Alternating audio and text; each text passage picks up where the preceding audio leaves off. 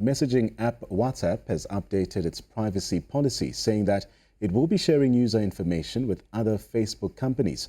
But the catch is that users have until February the 8th to agree to the new policy or uninstall the app and use another messaging platform. For more on this, I'm joined by tech expert Faisal Patel. Faisal, a pleasure again to have you on the program. Firstly, what does the new change mean for users?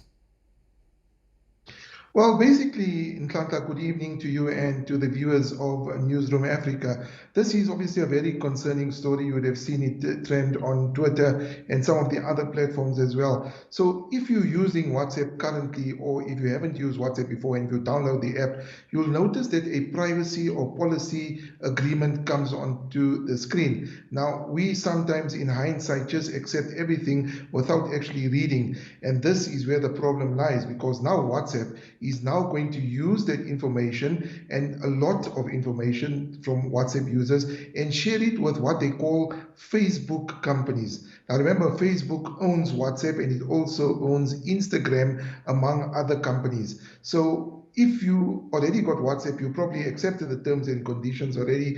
And if you haven't got WhatsApp yet, and if you downloaded it, you're going to have to accept the terms and conditions. If you don't, then you won't be able to use WhatsApp from the 8th of February. This is basically just an agreement for you to acknowledge that you will accept the new policy which comes into effect on the 8th of February. Faisal, let's take a step back. Now, users were first informed of the changes just yesterday via an in-app notification which asked them to accept an updated private policy taking effect tomorrow after the date. Now, you'll need to accept that these updates continue using WhatsApp. Has this sparked worries for users? Absolutely. I mean, some of the things that that WhatsApp is going to be sharing with Facebook companies, and you're talking about Facebook itself, obviously for marketing and many other infrastructures. They say it's part of a sort of a business agreement or part of the Facebook infrastructure to share it with companies that actually want to use this for marketing purposes. So it should be worrying. Some of the things that they're going to be sharing is your contacts in your WhatsApp contacts list. It's going to be sharing some of your status updates. It's going to be sharing some of your messages as well. But they say that those messages won't be displayed on Facebook. Basically, it will just be to gauge what you've been speaking about and that sort of stuff, among many, many other things that you will be sharing, including photos and pictures. So if you have a picture, say, of a new iPhone or a new product or anything else, this possibly could be used to and sold to Facebook or shared with Facebook and other companies so that they can market products towards you. Now, while some people are clearly worried about your information being shared and also posing a risk for users, there are also people who carry a differing view and are saying that, look, man, it's not such a big deal. What do you say to that? I don't know. I think it depends on the individual itself. I mean, I wouldn't want my information to be splurged across the globe. We've seen earlier this year where an Islamic app apparently was drawing information and sharing it with some officials in the United States. That was quite serious because it was giving out location details.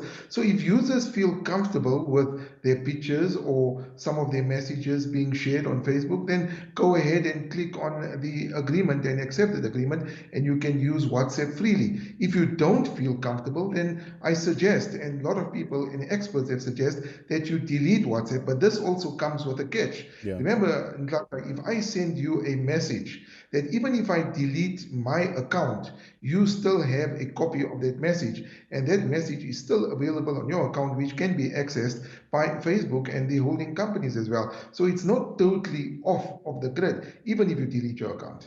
Now, of course, Facebook has tried to reassure users. It says that it uses shared data for improving their service, such as making suggestions for you, for example, of friends or group connections or of interesting content, and just personalizing features and content, helping you complete these purchases and some transactions, and also showing relevant offers and adverts across Facebook company products.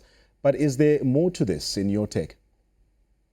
Yeah, absolutely. I mean, that was the old standard terms and conditions, but the new part in this terms and conditions mentions that when users rely on a third-party service or another Facebook company product link through their services, such as when they use in-app player to play content or that sort of stuff, then they have this to share as well. So assuming that you share a product that is probably something that you share with your wife or with your family or something Mm. close to you, this can then be used to market certain products that you may not be comfortable with.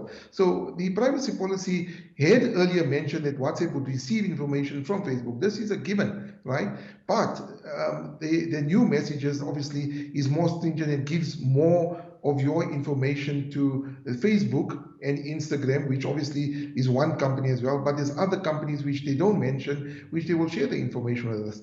Who the other companies are, obviously, it's known to Facebook, and this obviously gives me some apprehension of where my information is actually going.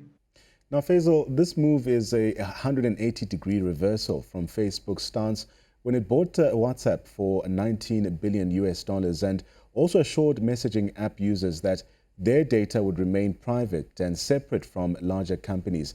But it's a U-turn that some could have seen coming after 2016, when WhatsApp policy shifted to sharing data with Facebook by default. Talk us through that aspect.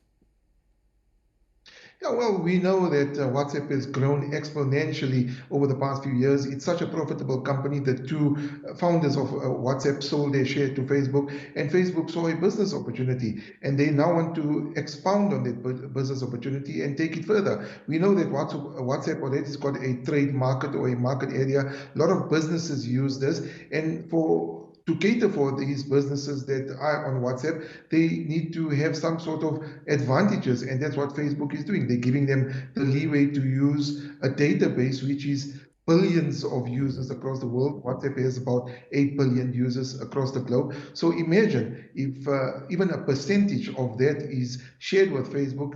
Look at the marketing potential. Yeah. I think it's absolutely shocking. But Facebook says that they won't share it with anybody besides their infrastructure and their companies. But these things tend to leak, and we've seen it last year with some of the scams and the hackings that took place. We even seen it in South Africa and in the US as well. That was technology expert Faisal Patel. Again, thank you very much for your time. He's been speaking to us on WhatsApp's new policy sharing data with Facebook.